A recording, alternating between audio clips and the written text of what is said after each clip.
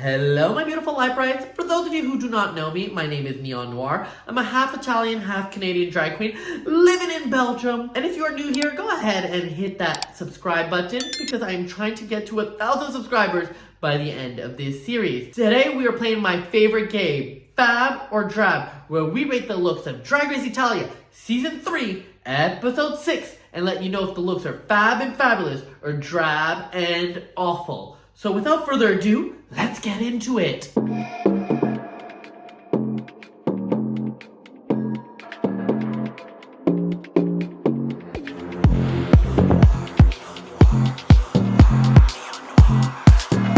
So this week's runway theme is twist, where queens have to give us their interpretation of twist on a runway. First up, it's Seipo, and Seipo is coming in as usual in the biggest, most theatrical drag. She's coming in with this headdress and white face, with this white attire, with all the ruffles coming out of this big black skirt. On top of it, she is wearing not one, not two, but 3 hats, all stacked on top of each other. It is definitely conceptual. It is giving a little bit Mad Hatter, and it is definitely original. She drops the big buffalo skirt to reveal to a short, tiny skirt. She lifts her hat to reveal to ears, and you get the concept. She is the bunny inside of the hat. I love this look. It is super conceptual. On top of it, you can see the twist. She is both the hat and the bunny coming out of it. She's giving you the full costume attire, and I really love it. And it is for that reason, for Seipo, I have to give her a FAB.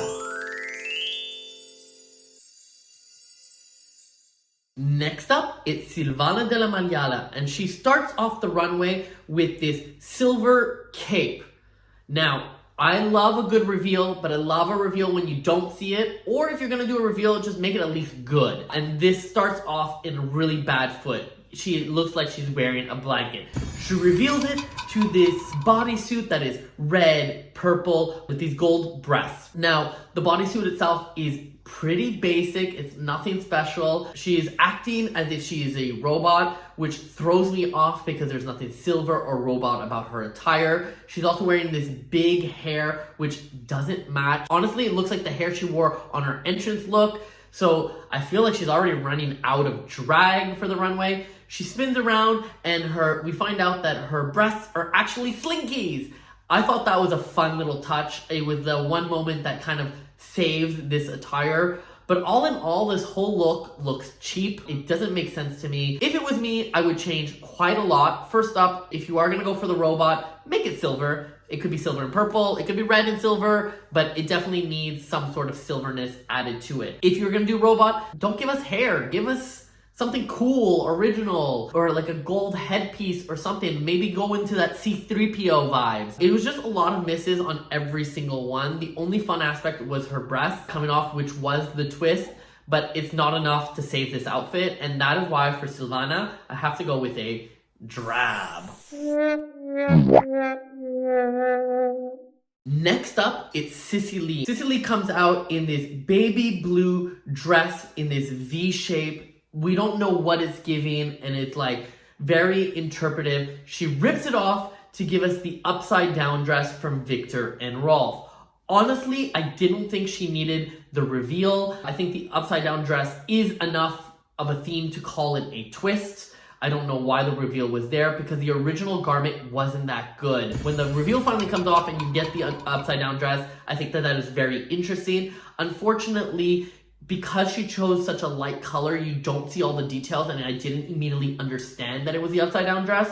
So I wish she would have had a whole bunch of details added onto it. It would have really made the difference. I wish she would have had like a bunch of blue, like darker blue boning and details added onto it. I think it would have really made the dress pop and seen all the construction and got that upside down dress fantasy. All in all, it's fine. It's nothing special. And because I didn't immediately get it for Sisy Lee for this week, I'm gonna have to go with a drab. Next up, it's La Shiva. The Shiva walks out wearing this big, giant hat. It is very conceptual, very interpretive, and I'm wondering what is gonna happen. She then lifts it up to reveal to this beautiful showgirl fantasy. I have problems. First up, I love the idea of this big hat. I think that it is super cool, but I wish she didn't just rip it off. I wish it was part of the garment. I wish it would have fallen down and she would have popped out the top of it, and then it would have become a skirt or something like that. So I feel she just put the hat to reveal, but then what she revealed too didn't make sense. What does the hat have to do with this showgirl fantasy? She said that she's giving a little bit wizard. She is the princess and there's the wizard. If that is the case, then she should have used a wizard's hat, not a top hat. I wish that the hat and the undergarment had more of a cohesive theme. She could have been a magician, she could have been a rabbit, she could have been a whole bunch of stuff, but the showgirl just didn't make sense. That being said, what she revealed to the garment itself is super, super gorgeous. Every detail is there. She looks expensive, she looks great, but I'm gonna have to go with a drab.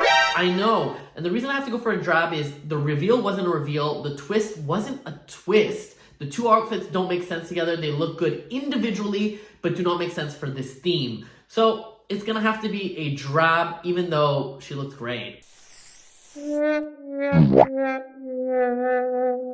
Next up, it's Lila Yarn, and Lila Yarn is coming out as this 50s housewife in this full yarn outfit. She takes off her outfit and she's going from housewife to hooker, giving you the complete opposite. She throws money aside and jiggles her butt. She is definitely selling the garment. She is definitely selling the story. I love the concept where it's coming from one to another and giving women empowerment, but I don't think either look was particularly good. The hair in the 50s housewife looks great. I think that she was trying to bring back her yarn into her garment, but it just doesn't work with this 50s housewife.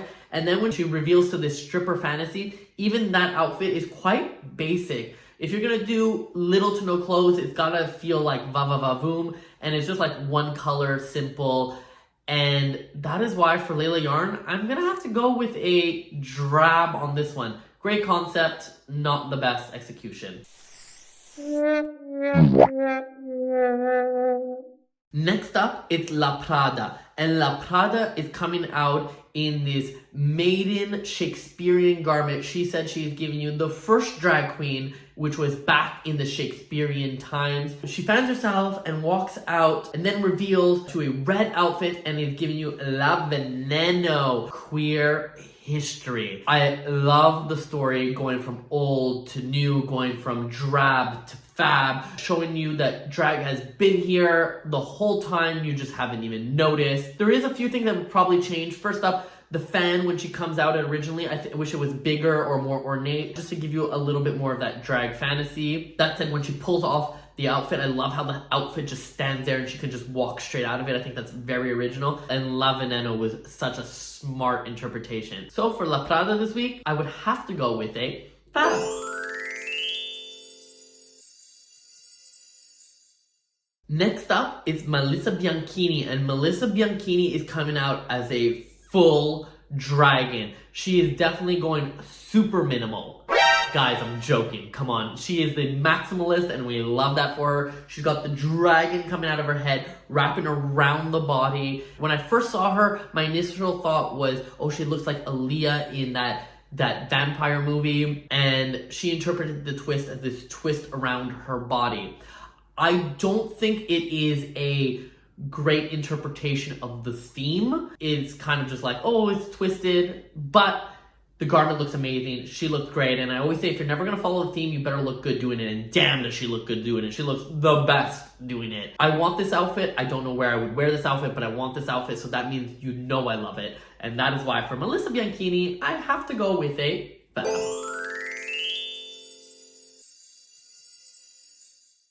Next up is Lena Galore, and Lena Galore is giving you Crash Test Dummy. I'm not sure what it is, but it is a moment. She comes in, she's walking around, she's got this ring which she lifts slowly on top of her head, and the sides lift slowly and slowly and slowly, creating this big art piece around her. She lifts this ring in front of her, almost like she's driving a car, and you kind of get that car moment. She walks away, she drops it, and it gives you this beautiful dress. This is so strange, so weird. I don't know if it's a twist, but it is definitely twisting. Honestly, just because it is so cool and I've never seen anything like it, I'm glad she brought this. This is super, super original. I can't say how I would change it because I wouldn't change it. I love it, and that is why for Lena Galore, it is definitely a FAB.